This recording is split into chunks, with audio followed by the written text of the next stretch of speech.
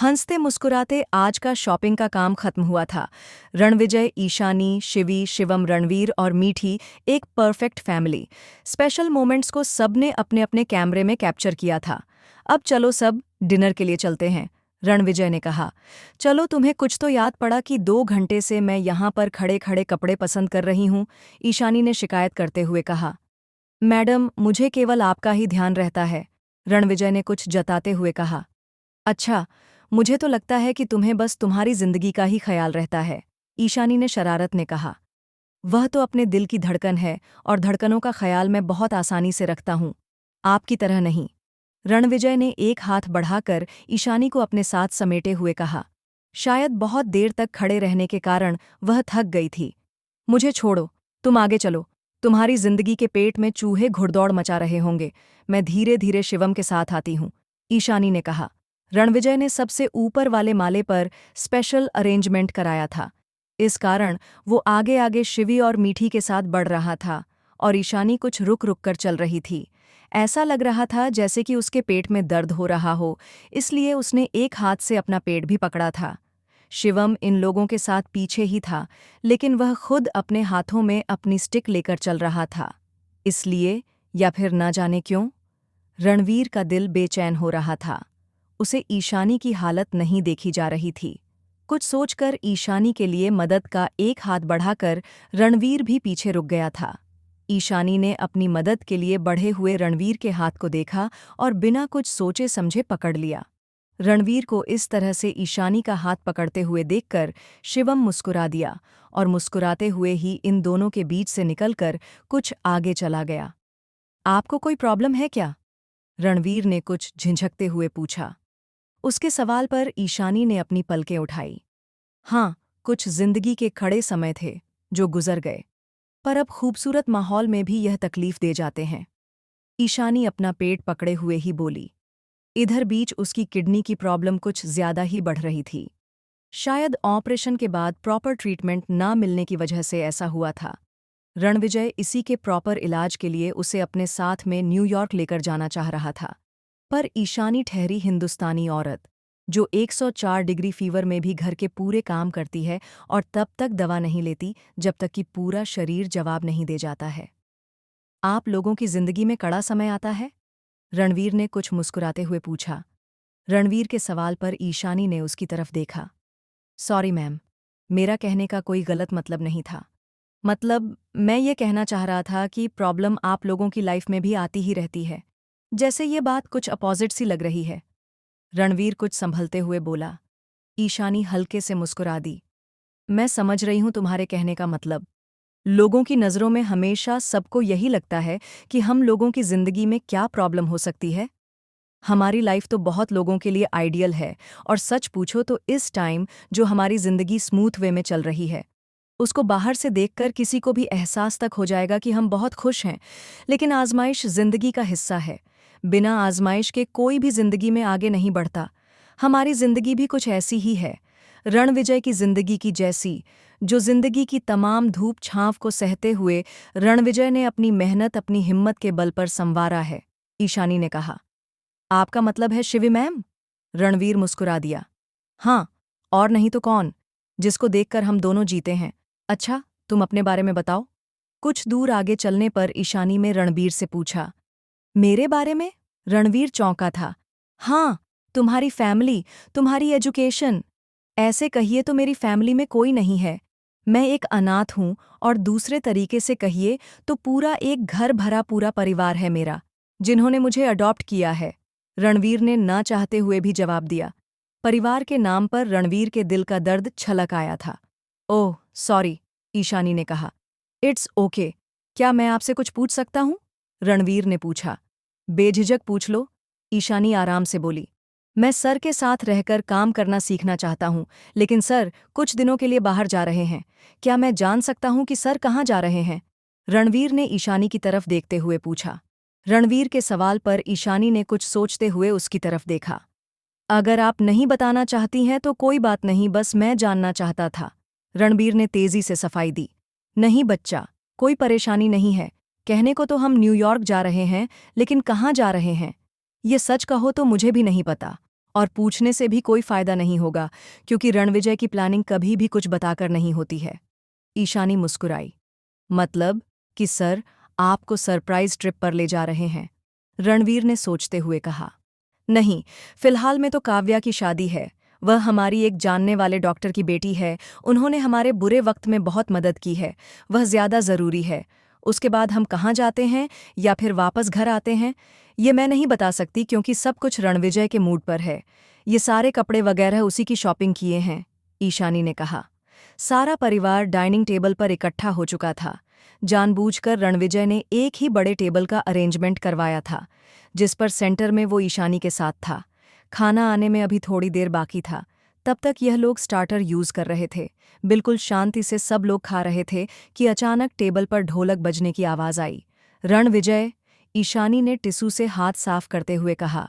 हर जगह गलती मैं ही नहीं करता हूँ, रणविजय आराम से बोला। ईशानी ने चौंकते हुए उसकी तरफ देखा। रणविजय ने रणवीर की तरफ देखने का इशारा किया, जो कि आराम से अपना फेस इधर उधर घुमाते हुए 2 उंगलियों से टेबल बजा रहा था। जिस तरह की रणविजय भूख का शोर मचाते हुए करता था। ज्यादा जोर से भूख लगी है क्या? ईशानी ने मुस्कुराते हुए पूछा। नहीं, बस इंतजार नहीं हो रहा है, रणवीर ने बेध्यानी में कहा। रणवीर के जवाब पर शिवी की हंसी छूट गई। शिवी को हंसते हुए देखकर रणवीर ने हैरानी से उसकी तरफ देखा। शिवी ने हाथ खड़े कर दिए। सॉरी, मैंने कहा था ना मम्मी, ये बिल्कुल पापा की तरह करते हैं। देखो, पापा की तरह ही इन्होंने वही जवाब दिया है, शिवी बोली। लेकिन ये तुम्हारे पापा से ज्यादा टैलेंटेड है, ईशानी ने कहा। What scholar? रणविजय को ईशानी के इस जवाब पर हैरानी हुई थी। तुम्हारा कहने का मतलब कि मैं बेवकूफ हूं? रणविजय ने अपने नीली आंखें छोटी कीं। नहीं, मेरा कहने का यह मतलब नहीं है कि तुम बेवकूफ हो, लेकिन हाँ, इस बच्चे में तुम्हारे अंदर ज्यादा टैलेंट है, ईशानी ने मुस्कुराते हुए कहा। बच्चा? ये बच्चा तुम्हें किस एंगल से लगता है? रणविजय ने हैरान होते हुए पूछा। अभी तुम इससे काम नहीं जानती हो, इसलिए ऐसा कह रही हो। ये काम इतने बड़े बड़े करता है जितने करने में हम दंग रह जाते हैं। रणविजय ने कुछ जताते हुए रणवीर पर नजर डाली थी। लग ही रहा है, इसके अंदर सेल्फ कंट्रोल कुछ ज्यादा है, तुमसे भी ज्यादा। इस उम्र में तो तुम ऐसे नहीं थे।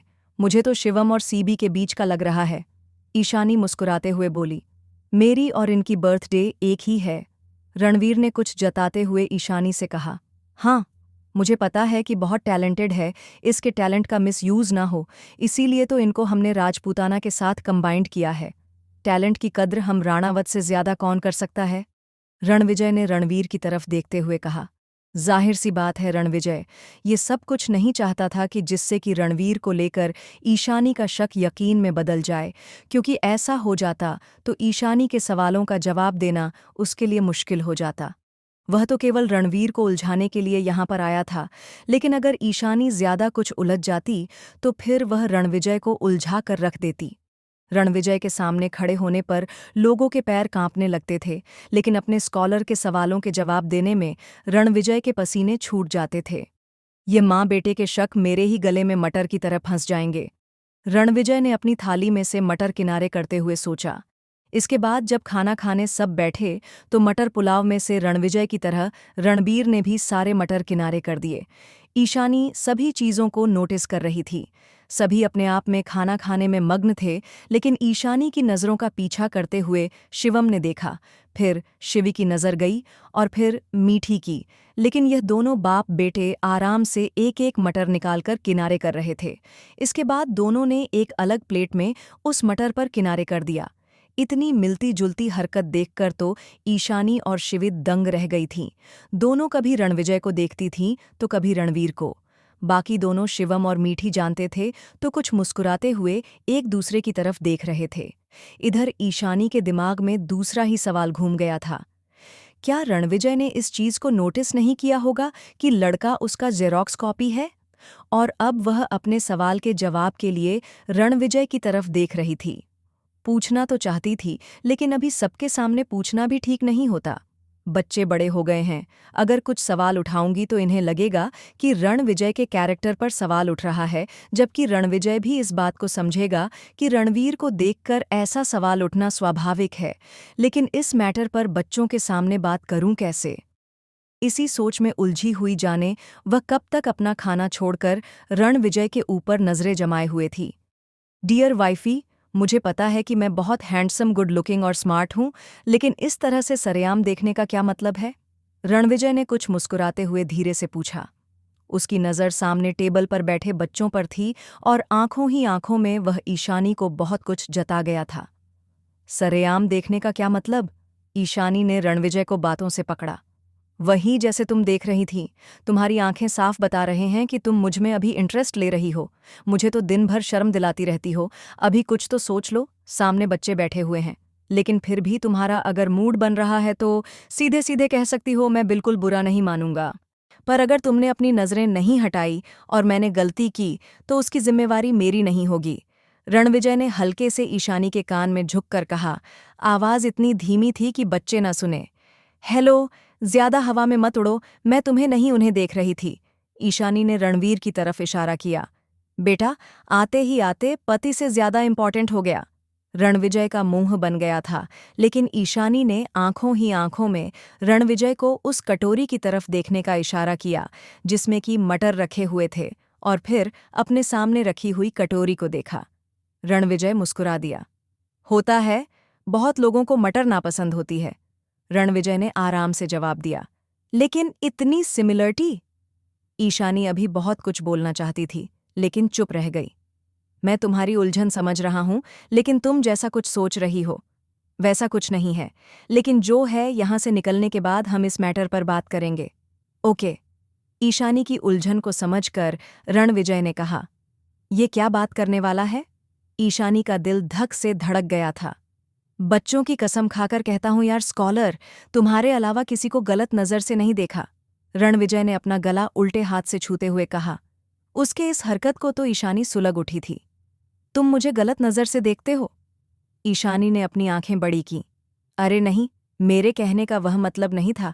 तुम गलत समझ रही हो। रणविजय ने तेजी से सफाई दी। मैं गलत समझ रही हूं या फिर तुम गलत बोल रहे हो? ईशानी ने आंखें दिखाते हुए पूछा। हाँ, मैंने गलत वर्ड यूज किया है। मतलब दरअसल गलती मेरी और तुम्हारी नहीं है, बल्कि इस शब्द गलती की ही है। इस गलत शब्द को किसी भी तरीके से लिखा जाएगा, लेकिन पढ़ा गलत ही जाएगा। यह एक ऐसा यूनिक शब्द है जो कि कभी भी ना सही लिखा जा सकता है और ना ही सही पढ़ा जा सकता है। रणविजय ने जैसे समझाते हुए कहा। ज्यादा फिलॉसफी झाड़ने की जरूरत नहीं है। अच्छी तरह से समझती हूं तुमको। ईशानी ने कहा। हाँ, समझती हो तो अभी भी समझो ना। मैं खुद नहीं चाहता कि तुम्हारे अलावा कोई मुझे समझे या फिर मुझे किसी और के सामने खुद को समझाना पड़े। प्लीज अभी झगड़ा मत करो, बाद में जितना जी चाहे झगड़ा कर लेना। रणविजय ने उसे आंखों ही आंखों में आश्वस्त किया और रणवीर की तरफ देखने के लिए कहा, जो कि खाने में मशगूल था। अब दोनों आराम से रणवीर को खाते हुए देख रहे थे। क्या हुआ? आप क्या देख रही हैं? रणवीर ने जब अपने ऊपर इन दोनों की आंखों को महसूस किया तो हल्के से पूछा। दोनों ने मुस्कुराते हुए ना में सर हिला दिया। खाना खाने के बाद जब सब लोग निकलने लगे तो ईशानी ने रणवीर के कंधे पर हाथ रखा। जी, thank you for join us. तुमसे मिलकर बहुत अच्छा लगा। ये तुम्हारे लिए और ये मीठी तुम्हारे लिए। ईशानी ने दोनों को शॉपर देते हुए कहा। इसकी क्या जरूरत थी आंटी, ये तो एक बिजनेस डिनर था। मीठी ने लेने से इनकार करते हुए कहा। वही तो, रणवीर ने भी कहा। देखो, ये कोई बिजनेस डिनर नहीं था। मेरे साथ जब मेरी बेटी और बच्चे हों तो वह मेरे लिए फैमिली डिनर ही है, इसलिए मेरी तरफ से एक उपहार समझकर ही रख लो। ईशानी ने कहा। रणविजय ने तब तक शॉपर खोलकर देखना शुरू कर लिया था कि उसके अंदर क्या है। रणविजय, बड़े हो जाओ। ईशानी ने अपना सर पकड़कर कहा। अरे यार, देखने दो ना स्कॉलर, ये तो बहुत सुंदर शर्ट है। रणविजय ने खुले दिल से तारीफ की और आंखों ही आंखों में शिवम के साथ कुछ जताया, पर इन लोगों के इशारों पर किसी की नजर नहीं पड़ी थी। वो एक लेटेस्ट डिजाइन की शर्ट थी जिस पर खूबसूरती से थ्रेड वर्क की गई थी। पर मैडम, ये सब तो आपने सर के लिए पसंद किया था। रणवीर ने हैरान होते हुए कहा। ईशानी हल्के से मुस्कुरा दी। नहीं, ये मैंने ये सब तुम्हारे लिए पसंद किया था। ये रणविजय का साइज नहीं है, ईशानी ने कहा। लेकिन रणवीर उस शर्ट को लेने में हिचकिचा रहा था और वहीं ईशानी को कुछ बुरा लग रहा था। अरे यार, स्कॉलर इतने प्यार से दे रही है, तुम्हें क्या प्रॉब्लम हो रही है? पता है बहुत स्वाभिमानी हो, एटीट्यूड वाले हो, लेकिन ये एटीट्यूड हम राणावत की पहचान है। कभी अपने तरीके से कभी लौटा देना। उस वक्त लेते वक्त मना नहीं करूंगा, और अगर पसंद नहीं हो तो वह भी साफ कर सकते हो। मैं तो जरूर रख लूंगा। रणविजय के सामने के पीछे आते हुए बोला। वैसे तो बहुत अच्छी पसंद है। किसकी पसंद है, तुम्हारी या इनकी? रणविजय ने कहा। हमारी। दोनों के मुंह से एक साथ निकला। रणविजय जहां हैरान हो गया, वहीं पर शिवम और शिवी हंस पड़े। सेम टू सेम, मेरे लिए भी पसंद की है ना? मतलब साइज 2 नंबर आगे पीछे चल जाएगा? रणविजय ने पूछा। क्यों, तुम इस तरह की शर्ट पहनकर अब कहाँ जाओगे? ईशानी ने अपनी आंखें छोटी करते हुए पूछा। इस तरह के शर्ट से तुम्हारा क्या मतलब है? रणविजय, ये यूनिक कलेक्शन है जो कि आजकल के यंगस्टर लड़कों के लिए आया है, ईशानी ने रणविजय को समझाते हुए कहा। हाँ तो बूढ़ा हो गया हूं क्या, जो इस तरह की शर्ट नहीं पहन सकता? जाहिर सी बात है, इस तरह की शर्ट को पहनकर अपने बेटे की गर्लफ्रेंड को लेकर डेट पर जाऊंगा, रणविजय ने भी मुंह बनाते हुए कहा। सब लोग जोरों से हंस पड़े। ले लो यार, स्कॉलर इतने मन से तुम्हारे लिए लाई है तो ले लो। कुछ भी नहीं है, इसमें चाहो तो चेक कर सकते हो। रणविजय ने सबके सामने शर्ट खोलकर झाड़ दिया। सर, आप ऐसा क्यों कर रहे हैं? जाने क्यों रणवीर को रणविजय की बात चुभ गई थी। अरे बस देखा है कि इसमें कुछ है तो नहीं ना, इस शर्ट को पहनकर अपनी गर्लफ्रेंड को फर्स्ट डेट पर ले जाना, ये हम लव बर्ड्स का आशीर्वाद है कि निश्चित पट जाएगी, रणविजय एक आंख दबाते हुए बोला। दिल में तो भावनाओं का ज्वार उमड़ा हुआ था, आवाज भारी हो रही थी। ऐसा लग रहा था जैसे कि दिल में कोई गोला अटका है और वह अब के अब रो देगा। रणवीर को नाम ना नूकुर करते हुए देखकर उसे लग रहा था कि कहीं रणवीर यह ना सोच रहा हो कि सच में उन लोगों ने कोई चीज छुपाकर उन्हें दी है। अपने ही बेटे के मन में अपने प्रति इतनी मैल को देखकर रणविजय से बर्दाश्त नहीं हो रहा था। वह अब किसी भी तरह से यहाँ से हटना चाहता था। ऐसा है कि तुम लोग आपस में बात करो, मैं सारे गिफ्ट गाड़ी में रखवाता हूँ। रात के 10 बज रहे हैं, अब हम लोगों को यहाँ से निकलना चाहिए। मॉम डैड घर पर अकेले हैं और हो सकता है कि सो भी गए होंगे, रणविजय ने कहा और बिना किसी की बात सुने ही वहां से निकल गया। रणवीर और ईशानी रणविजय की इस हड़बड़ाहट को समझ नहीं पाए थे, इसलिए रणवीर जाते हुए रणविजय की पीठ देख रहा था। रणविजय जैसे बाहर निकला, वैसे ही शिवांश मलिक की झलक रणवीर को दिखाई पड़ी। भाई, यहाँ पर क्या कर रहे हैं? रणवीर ने अपने मन में सोचा। ये मम्मी भी ना, हर वक्त अपने जासूस मेरे पीछे छोड़े रहती है। कल खुद से उनको मना किया तो आज शिवांश भाई को मेरे पीछे भेज दिया है। रणवीर का सीधा शक मानसी पर गया था।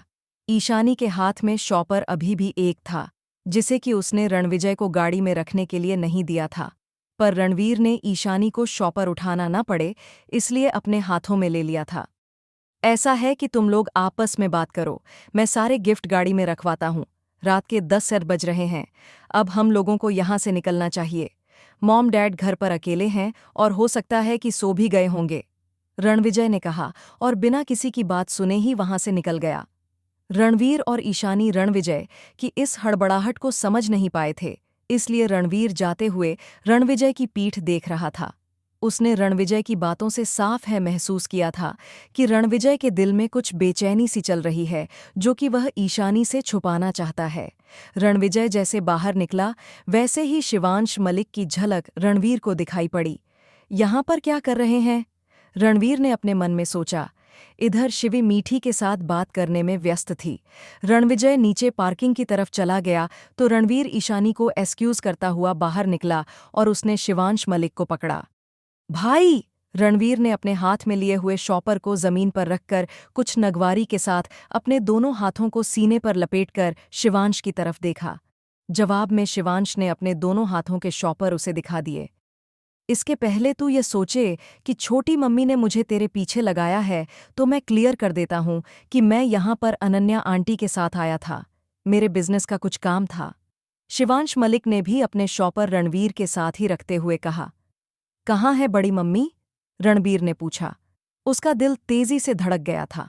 उसे ऐसा लगा कि रणविजय भी यहीं पर है और अगर अनन्या से मिल गया तो फिर बवाल मच जाएगा। शिवम ऐसे ही अनन्या पर गुस्सा है। शिवांश मलिक रणवीर का हाथ पकड़कर उसे कुछ दूर आगे ले गया और उसे नीचे गाड़ी के पास खड़ी अनन्या को दिखाया। आप जितनी जल्दी हो सके बड़ी मम्मी को यहाँ से लेकर निकल जाइए, क्योंकि यहाँ पर रणविजय सिंह राणावत अपने परिवार के साथ आया है। मैं नहीं चाहता कि हमारा कोई प्लान बीच में ब्लॉक हो। रणवीर ने तेजी से कहा। वह तो हम भी नहीं चाहते कि हमारा कोई प्लान ब्लॉक हो। तुम चिंता मत करो, मैं निकलता हूँ। शिवांश मलिक वापस अपने शॉपर उठाते हुए बोला। वह इसके बाद शिवांश वहां से निकल गया और फिर रणवीर ईशानी के पास चला आया। हंसते मुस्कुराते बातें करते हुए ये लोग डिनर करके धीरे धीरे नीचे आए। शिवम और रणविजय गाड़ी के पास खड़े थे।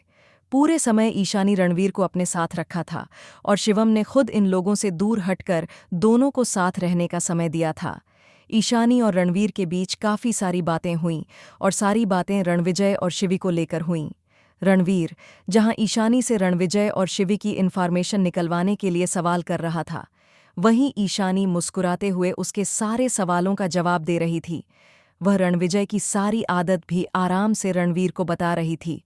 जानते हो, तुमसे मिलकर मुझे ऐसा लगा है कि मैं क्या कहूँ, ईशानी सोचते हुए बोली। क्यों? कैसा लगा है? रणबीर ने इंटरेस्ट से जानना चाहा। पता नहीं क्यों ऐसा लग रहा है, जैसे कि मैं तुमको बहुत पहले से जानती हूँ और इसी तरह से तुमसे बातें भी करती जा रही हूँ। मुझे तो बिल्कुल ऐसा नहीं लगा कि आज हम पहली बार मिल रहे हैं। मुझे तो याद भी नहीं कि इतना अधिक मैंने कब पिछली बार बातें की हैं। कहीं मैंने अपनी बातों से तुमको बोर तो नहीं किया? ईशानी ने पूछा। रणबीर मुस्कुरा दिया। नहीं, मुझे अच्छा लगा आपसे बात करके। आप बहुत सॉफ्ट हार्ट की लेडी है। आप जितना खुलकर अपनी बात कहती हैं, सर उतना ही लपेटकर बोलते हैं। उनकी बातें मीनिंगफुल होती है, गहराई से सोचने वाली। बल्कि आपकी बातें तो एक बार में समझ में आ जाती हैं। मैं तो सोच रहा हूं कि सर, जैसे स्ट्रांग और सीरियस बंदे के साथ आप कैसे रहती हैं? रणवीर ने जानना चाहा। रणवीर की बात सुनकर ईशानी खुलकर हंस पड़ी। सीरियस और सोबर, वह भी रणविजय, ये तो कॉम्बिनेशन कभी बन ही नहीं सकता, हंसते हुए ईशानी ने कहा। मतलब? रणवीर को इसने की बात समझ में नहीं आई। मतलब यह कि वो जितना सीरियस और सोबर ऑफिस में होता है ना, अगर तुम घर पर आकर से देखो तो एक छोटे बच्चे से कम नहीं है। बिल्कुल बच्चों की तरह उसकी बातें और शरारतें होती हैं। और मीनिंगफुल बातें तो उसे करना ही नहीं आता। बिल्कुल दिल का साफ और सच्चा है। Yes no yes, no to no. अगर कोई उसे टेढ़ा बात बोलता भी है तो जल्दी समझ नहीं पाता। तुरंत उसका मुंह बन जाता है, मेरी तरफ देखता है और बोलता है, यार स्कॉलर, कुछ बताओ, इसका क्या मतलब हुआ? ये क्या कहकर गया? उससे समझदार तो उसकी बेटी है, ईशानी ने कहा। आप अधिकतर शिवी मैम को उनकी बेटी कहती हैं? रणवीर ने बातों में से कुछ पकड़ना चाहा था। बीच के जो 12 साल थे, जिनमें ईशानी और शिवी की गुमनामी छिपी हुई थी। रणवीर उनके बारे में जानकारी निकलवाना चाहता था, लेकिन अभी तक इस मैटर पर वह ईशानी से कोई जानकारी निकलवा नहीं पाया था और सीधे से पूछ नहीं पा रहा था। हाँ तो क्या कहोगे, वह उसको मेरी जिंदगी बोलता है और वह भी हमेशा मेरे पापा। दोनों बाप बेटी एक दूसरे से इस तरह से कनेक्ट होते हैं कि अपनी तो साइड हमेशा खाली ही रहती है, ईशानी ने मुंह बनाते हुए कहा। हाँ, अगर आपको बेटा होता तो शायद वह आपकी पार्टी मजबूत होती है, रणवीर ने सोचते हुए कहा। रणबीर की बात पर ईशानी ने चौंकती नजरों से उसकी तरफ देखा था। मतलब, मेरा कहने का यह था कि बेटे अधिकतम मम्मी की साइड से होते हैं ना? रणबीर मुस्कुराया। हाँ, गहरी सांस छोड़ते हुए ईशानी ने कहा। शिवम भी हमारा बेटा है, ईशानी ने शिवम की तरफ देखते हुए कहा। अब तुम भी हो, तुम मेरी साइड आना, और भी घर में कई लोग हैं, सब बच्चे अपने ही हैं, ईशानी ने हल्के से रणवीर के सर पर हाथ रखते हुए कहा। ईशानी कोई कमजोर दिल और दिमाग वाली औरत नहीं थी। वह 12 साल ईशांत मलिक की कैद में रहने के बाद भी नहीं टूटी थी, तो ऐसे कैसे किसी से भी अपने दिल की बात साझा कर लेती? बातों के दौरान रणवीर भी समझ गया था, ईशानी साफ दिल की ममता भरी जरूर है, लेकिन इसका दिमाग बहुत मजबूत है, इसीलिए रणविजय इसे स्कॉलर कहता है। और भले ही रॉयल्स राजपूताना रणविजय के हाथ में है, पर रणविजय के ऊपर ईशानी की हुकूमत चलती है। काफी कुछ रणवीर के पास अब रणविजय के परिवार के बारे में सोचने के लिए मिल गया था। तुम और जिंदगी घर के लिए निकलो, मैं थोड़ा लॉन्ग रूट से आऊंगा, रणविजय ने शिवम से कहा। अब कहाँ चलना है? ईशानी ने हल्का गुस्सा करते हुए पूछा। कुछ जरूरी काम है, रणविजय ने अपना एटीएम कार्ड लहराते हुए कहा। इस टाइम तुम्हें एटीएम से कैश निकालना है? ईशानी ने पूछा। हाँ यार स्कॉलर, बहुत जरूरी है। रणविजय ने मुंह बनाया। शिवम मुस्कुरा दिया। कुछ नहीं आंटी, कोई ज़रूरी काम नहीं है इनका। डिनर तो हम लोगों के कारण चौपट हो गया, लेकिन अब वह आपके साथ कुछ स्पेशल टाइम चाहते हैं। डोंट वरी, मैं आपकी ज़िंदगी को लेकर जा रहा हूँ।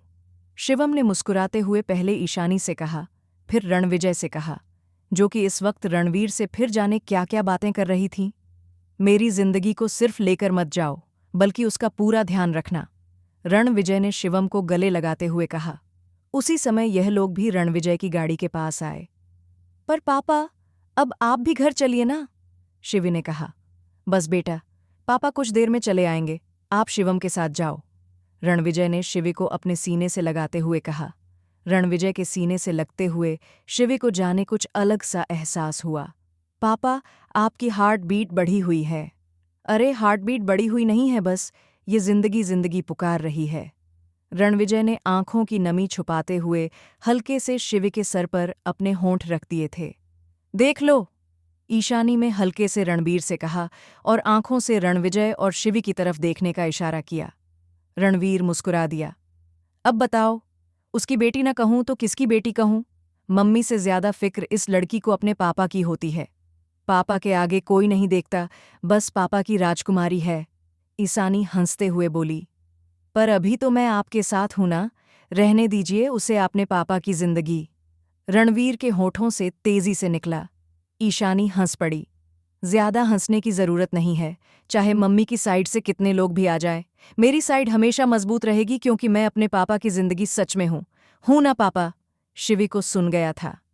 इसमें कोई शक नहीं है बेटा, पापा के दिल की धड़कन केवल जिंदगी जिंदगी पुकार कर ही चलती है, आप उन दोनों की बात पर ध्यान मत दो, रणविजय ने एक हाथ से शिवी को अपने में समेटे हुए कहा। सबके बिछड़ने का टाइम हो रहा था और अब बहुत ज्यादा रणविजय से बर्दाश्त करना भी मुश्किल हो रहा था। ओके रणवीर, अब हम लोग निकलते हैं, तुम्हारे कारण आज हमारा डिनर बहुत ही स्पेशल हो गया।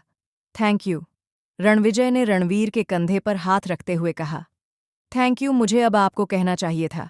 सर, थैंक यू, आपकी फैमिली बहुत अच्छी है, रणबीर ने धीरे से कहा। और इस फैमिली का एक सबसे महत्वपूर्ण हिस्सा तुम भी हो, रणविजय ने कहा। रणविजय की बात पर चौंकते हुए रणवीर ने उसकी तरफ देखा। अरे यार, ये पूरा रॉयल्स राजपूताना मेरी फैमिली है, इसके एक एक एम्प्लॉय से मुझको फर्क पड़ता है, और तुम तो अब इसका महत्वपूर्ण हिस्सा हो, रणविजय ने सफाई देते हुए कहा। शिवम, जिंदगी का ध्यान रखना और पहले घर जाकर मॉम डैड को भी तुम लोग देख लेना कि वह लोग सोए हैं या नहीं। जैसा होगा मुझे फ़ोन कर लेना, क्योंकि हम लोगों को आने में कुछ लेट होगी। और तुम रणबीर, अपना ध्यान रखना और मीठी को भी सुरक्षित उसके घर तक पहुंचा देना, या फिर कहो तो मैं मीठी को दूसरी गाड़ी से भिजवा देता हूं। तुम्हें मीठी को छोड़ने के लिए ऑपोजिट डायरेक्शन में जाना पड़ जाएगा। कोई प्रॉब्लम तो नहीं है ना? रणविजय ने पूछा। नो सर, इसकी ज़रूरत भी नहीं है, I will drop her, Ranbir ने कहा। ठीक है, ईशानी तुम मेरे साथ आओ। शिवम और शिवी अपनी गाड़ी से घर की तरफ आगे निकल गया तो रणबीर अपनी गाड़ी तक आया। तभी अचानक से उसको याद आया कि उसके हाथ में वह शॉपर अभी तक बाकी रह गया है, गिफ्ट वाला जो शर्ट था और मीठी का जो शॉपर था। सारा गिफ्ट रणविजय ने सबकी गाड़ियों में रखवा दिया था। यह ईशानी का स्पेशल था जो कि रणवीर के पास रह गया था। वह मीठी को गाड़ी में बिठाकर तेजी से दौड़ते हुए रणविजय की गाड़ी तक आया। उसने रणविजय की खिड़की नॉक की। सर। यस, रणविजय ने खिड़की खोली। मैडम, ये रह गया था, रणबीर ने खिड़की से ही आगे बढ़ाते हुए कहा। अरे यार, रह गया था तो रख लेते, या फिर इसी को देने के बहाने हमारे घर चले आते, रणविजय मुस्कुराते हुए बोला। हाँ बेटा, घर जरूर आओ, ईशानी ने भी कुछ रिक्वेस्ट से कहा। हाँ, मैं घर आऊंगा, जल्दी ही आऊंगा। रणवीर से ईशानी का आमंत्रण ठुकराया नहीं गया। रणविजय ने लिफाफा वहीं अपनी गोद में रख लिया और रणवीर, ईशानी और रणविजय को बाएं करते हुए अपनी गाड़ी की तरफ चला आया। इधर रणबीर की गाड़ी जैसे ही निकली, तब रणविजय ने अपनी गाड़ी स्टार्ट की। सच सच बताओ रणविजय, ये लड़का कौन है? अब ईशानी घूरती आंखों के साथ रणविजय की तरफ देख रही थी। तुम्हारे सारे सवालों का जवाब मैं दे रहा हूं, लेकिन यहाँ नहीं, पहले हम कहीं और चलते हैं, रणविजय ने स्टीयरिंग छोड़कर दोनों हाथ खड़े करते हुए कहा।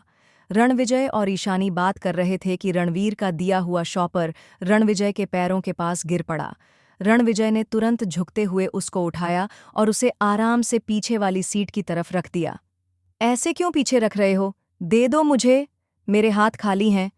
ईशानी ने हाथ बढ़ाकर लेना चाहा, लेकिन रणविजय ने उसके हाथ रोक दिए। अभी खाली है ना, कुछ देर के बाद खाली नहीं रहेंगे, रणविजय मुस्कुराते हुए बोला। उसने गाड़ी स्टार्ट करके गियर में डाल दी और तेजी से वहां से निकाल ले गया। हम घर नहीं जा रहे हैं? रणविजय को गाड़ी शहर से बाहर ले जाते हुए देखकर ईशानी ने पूछा। रणविजय ने इनकार में सिर हिला दिया। नहीं, आज मेरा लॉन्ग ड्राइव का मूड है। अपनी खूबसूरत बीवी से मुझे ढेर सारी बातें करनी है, कुछ उसकी सुननी है, कुछ अपनी सुनानी है, और घर पर यह काम नहीं हो सकता। एक रोमांटिक डिनर डेट तो फैमिली डिनर डेट में बदल गई। बीवी सारा टाइम बच्चों से बात करती रह गई और बेचारे पति को पानी तक के लिए नहीं पूछा। अब मैं ऐसा कोई रिस्क नहीं ले सकता। रणविजय ने एक हाथ स्टीयरिंग पर से हटाकर ईशानी के कंधे पर रखते हुए कहा। पागल हो गए हो क्या? कंधे के बराबर बेटी हो गई, लेकिन जनाब का रोमांस कम होने का नाम ही नहीं ले रहा है, ईशानी हंसते हुए बोली। लेकिन रणविजय, अभी जल्दी घर चलो। हम कल रात शिवी को बताकर बाहर निकल आएंगे। आज तो मम्मी पापा सो चुके होंगे, लेकिन सीवी जब तक हम घर नहीं पहुंचेंगे तब तक नहीं सोएगी, ईशानी ने फिक्र से कहा। रणविजय ने अपना फोन निकालकर ईशानी के हाथ में रख दिया। तुम उसके लिए मैसेज छोड़ दो, पर मेरी तरफ से, मेरी जिंदगी। पापा आपकी नाराज मम्मी को मानने के लिए एक लॉन्ग ड्राइव पर जा रहे हैं। तुम अपना ध्यान रखना और समय से सो जाना। सुबह तुम्हारी आंख खुलने से पहले हम समय से चले आएंगे, रणविजय बोल रहा था और ईशानी ने टाइप करके उसे सीबी के नंबर पर सेंड कर दिया। तुरंत ही उधर से रिप्लाई दिया गया, ओके पापा, अपना और मम्मा का ध्यान रखना। मैसेज पढ़कर रणविजय और ईशानी मुस्कुरा दिए। ईशानी, मुझे तुमसे कुछ बताना था और काफ़ी बातें भी करनी थीं, लेकिन प्लीज़ तुम गुस्सा मत होना, रणविजय ने ईशानी की तरफ देखते हुए कहा। तुम अगर साफ साफ नहीं बताओगे तो मेरे हाथों से पीटे भी जाओगे, ईशानी ने कहा। हाँ तो मार लो, पर गुस्सा मत होना, रणविजय ने आराम से कहा। गाड़ी की स्पीड बिल्कुल घड़ी की सुई से भी ज्यादा तेज भागी जा रही थी और दोनों दिल्ली से बाहर निकल रहे थे। जितनी तेज गाड़ी की स्पीड थी, उतनी ही तेज रणविजय के दिल की धड़कन बढ़ी हुई थी। पूरी हिम्मत तो बटोर चुका था वह ईशानी से सच बताने के लिए, लेकिन बताने की हिम्मत नहीं हो रही थी। बताओ ना रणविजय, बात क्या है? तुम रणवीर के बारे में कुछ बताना चाहते हो ना? ईशानी का दिल, जो कि ऑलरेडी रणविजय के दिल से जुड़ा हुआ था, भला उसकी उलझन कैसे नहीं समझता। रणविजय ने हाँ में सर हिला दिया। रणवीर हमारा ही बेटा है ईशानी, जिंदगी का जुड़वा, रणविजय ने एक लाइन में बात कहकर अपनी आंखें बंद कर लीं। क्या? ईशानी तो लगभग अपनी सीट पर से उछल पड़ी थी। पर वो तो, ईशानी के मुंह से आवाज ही नहीं निकल रही थी। उसे न विश्वास हो रहा था और न ही कुछ समझ आ रहा था। देने वाले ने हमें दोनों हाथों से दिया था ईशानी, पर मलिक परिवार की शादी सुने हमसे सब कुछ छीनता चला गया। रणविजय आज धीरे धीरे एक एक बात ईशानी से बताता चला गया। इधर रणवीर ने रणविजय को शॉपर दिया और उसके बाद वापस अपनी गाड़ी के पास आया। तभी उसने दूर अंधेरे में निशांत मलिक की गाड़ी को लगे हुए देखा। इन लोगों का दिमाग बिल्कुल खराब हो गया है। कितनी बार मना किया कि इस तरह से किसी का पीछा करना ठीक नहीं है, उसमें भी जब वह इंसान जिन्न की तरह इन लोगों को खोज रहा है। पर यह लोग कोई भी मेरी बात सुनने को तैयार नहीं होते। रणवीर का दिमाग गुस्से से भर गया था। उसने गुस्से में बैठकर अपनी गाड़ी आगे बढ़ा दी। उसका सारा मूड ऑफ हो गया था। गाड़ी के चलते ही मीठी ने उसमें लगा एफएम ऑन कर दिया, लेकिन रणवीर ने तुरंत हाथ बढ़ाकर उसे बंद करके घूरते हुए मीठी की तरफ देखा। मीठी का मुंह बन गया। क्या हुआ? इतने अच्छे डिनर के बाद तुम्हारा मूड क्यों ऑफ है? मीठी ने रणबीर से पूछा। रणबीर ने कोई जवाब नहीं दिया। क्या हुआ? लिफाफा देने गए थे तो सर ने कुछ कहा है क्या, या मैडम ने कुछ कहा है? मीठी ने जानना चाहा। चुपचाप शांति से 10 मिनट बैठो, उसके बाद बताता हूं, रणबीर ने गाड़ी का बैक मिनट सेट करते हुए कहा। रणविजय की गाड़ी जैसे ही आगे बढ़ी थी, वैसे ही निशांत मलिक की गाड़ी उसके पीछे जाने लगी। रणवीर, जो कि निशांत मलिक की हरकतों पर नजर रख रहा था, इसलिए उसने अपनी गाड़ी की स्पीड बिल्कुल नॉर्मल से भी कम रखी थी। उसने अपनी गाड़ी तुरंत रोक दी और निशांत मलिक को फोन लगाया। आप वापस घर आते हैं या फिर मैं भी आपके पीछे पीछे चलूं? रणबीर ने एक लाइन में बेहद गुस्से के साथ पूछा। ये कौन सा नया ड्रामा है रणबीर? निशांत मलिक चिढ़ बैठा। ड्रामा तो वह है जो आप कर रहे हैं। जब किसी भी काम को अपने दिमाग से नहीं कर सकते तो दूसरों के दिमाग पर इतना उछलने की क्या जरूरत होती है? रणबीर को गुस्सा आ रहा था, इसलिए उसने निशांत मलिक से कोई भी लिहाज नहीं रखा था, लेकिन अगले ही पल से अपने लहजे की रूडनेस का अंदाज भी हो गया था। आपको पता भी है आप खुद को कितनी बड़ी मुसीबत में डाल रहे हैं और खुद के साथ साथ पूरे परिवार को मुसीबत में डाल रहे हैं। पापा, जब आपसे चीजें नहीं संभालती तो घर में रहिए। इस तरह से आप हमारी केवल मुसीबतें बढ़ा रहे हैं। रणवीर अपना सर मसलते हुए बोला, जबकि निशांत मलिक उसके इस गुस्से से शॉक्ड हो गया था। आप वापस आते हैं या फिर मैं खुद आता हूं आपके पीछे, या मम्मी को फोन कर दूं क्या? वो सीधे सीधे आपसे समझ लेंगी। रणवीर ने अपने गुस्से को कंट्रोल करने की कोशिश करते हुए कहा। आ रहा हूं, निशांत मलिक ने मुंह बनाते हुए कहा। बेटा, तुम्हारी माँ ने ही मुझे यहाँ पर काम पर लगाया है, लेकिन वह नहीं चाहती है कि तुम्हें इसी खबर भी हो। मजबूरी में मुझे लौटना पड़ेगा। निशांत मलिक ने शिवांश मलिक की तरफ देखते हुए कहा। दोनों चाचा भतीजे इस समय एक ही गाड़ी में बैठे थे। काम तो हमारा हो चुका है चाचू। कुछ देर के बाद हमें उसकी गाड़ी को ट्रेस कर लेंगे, तब तक सब कुछ हो जाएगा। स्वाहा! शिवांश मलिक मुस्कुराते हुए बोला। पर उसे स्वाहा होते हुए अपने आंखों से देखने का अलग सुकून है शिवांश, जो तुम समझ नहीं पाओगे। पर मजबूरी है कि लौटना है, वरना सारा प्लान फेल हो जाएगा। बात तो आपकी पूरी तरह से सही है। इस समय रणवीर का गुस्सा कुछ अलग ही लेवल पर जा रहा है, जैसे कि वह चिढ़ रहा है या फिर कुछ अलग तरह से उलझ रहा है। शिवांश ने कहा। हाँ, इसीलिए तो यह काम बहुत जरूरी हो गया है।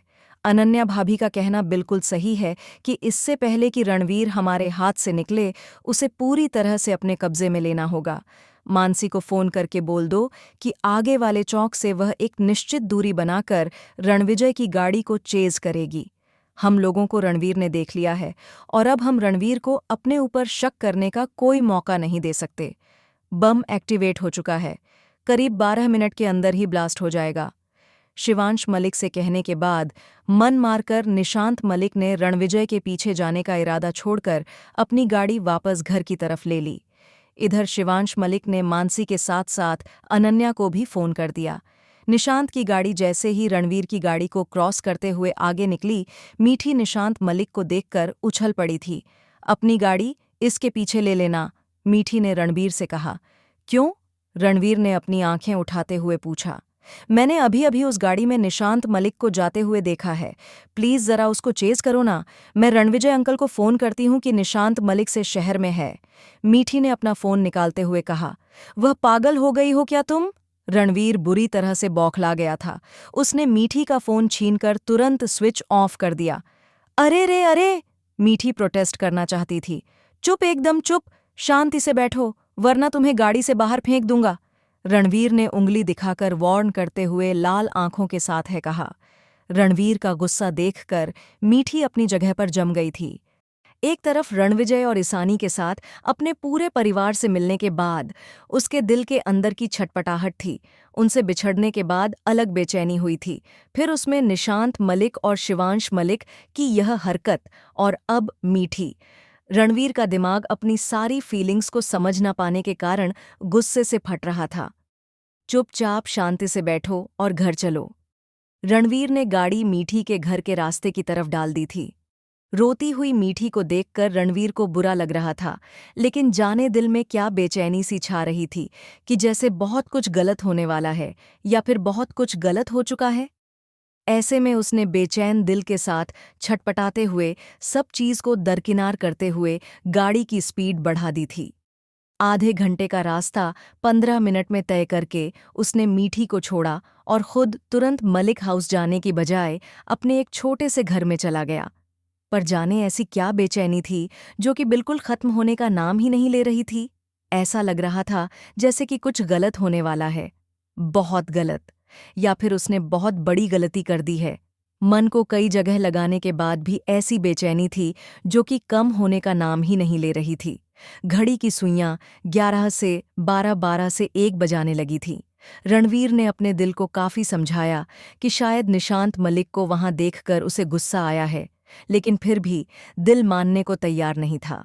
गुस्से में रणवीर ने अपने कमरे की चीजों को तोड़-फोड़ करना शुरू किया और अंत में बेबसी से अपने दोनों हाथों से सर को थामते हुए चीख पड़ा था। राठौर मेंशन रात के करीब 1 बज रहे थे। पूरा राठौर मेंशन चैन और सुकून की नींद सो रहा था। रात के सन्नाटे को चीरते हुए आदित्य का फोन बजा। आदित्य, तुम्हारा फोन बज रहा है, अंजलि ने उसे जगाया। बजने दे यार, लोग मेरे चैन और सुकून के पीछे पड़ गए हैं। दिन तो दिन लोगों को रात में भी चैन नहीं है। आदित्य ने करवट बदल अंजलि को अपने में समेटते हुए कहा। पागल हो गए हो क्या? कौन तुम्हारे सुकून के पीछे पड़ा है? जल्दी से फोन देखो, लगातार बज रहा है। इतनी रात को कोई फोन क्यों करेगा? आदित्य ने मुंह बनाया। जरूर कोई इमरजेंसी होगी, इसलिए फोन करेगा। देखो क्या है, अंजलि ने आदित्य को डांटा। इमरजेंसी केवल तुम मेडिकल वालों को होती है, हम बिजनेस वालों को नहीं। चुपचाप सो जाओ और मुझे भी सोने दो। आदित्य ने अपना चेहरा अंजलि में छुपाते हुए कहा। आदित्य, तुम उठते हो या फिर मैं खुद से फोन उठा लूं तुम्हारा? उसके बाद तुम सोच लेना, तुम्हारे मोबाइल में कोई भी प्राइवेट डाटा नहीं बचेगा। अंजलि ने कुछ डांटते हुए आदित्य को धमकी दी। तुमसे ज्यादा प्राइवेट मेरी जिंदगी में वैसे भी कुछ नहीं है। मूंग बनाकर आदित्य ने अपना फोन उठाया। हेलो सर, मैं दिल्ली सिटी एसएसपी श्लोक सिंह बोल रहा हूं। जितनी जल्दी हो सके यमुना डैम के पास चले आइए। सब कुछ ठीक है ना सर? आदित्य ने कुछ हक लाते हुए पूछा। घबराते हुए किसी अनहोनी की आशंका में उसका दिल धड़क गया था। नहीं सर, कुछ भी ठीक नहीं है। हमें यमुना डैम के पास रणविजय सर की गाड़ी के मलबे मिले हैं। गाड़ी में आग लग गई है, कुछ भी नहीं बचा, सब कुछ खत्म हो गया है। प्लीज आप उनके फैमिली मेंबर को इन्फॉर्म करके जल्दी आ जाइए। इतना सुनकर आदित्य का तो दिमाग ही खराब हो गया था। वह गुस्से में फोन पर ही एसएसपी के ऊपर भड़क पड़ा। आप लोग भी चाहो तो जितना भड़क सकते हो कमेंट में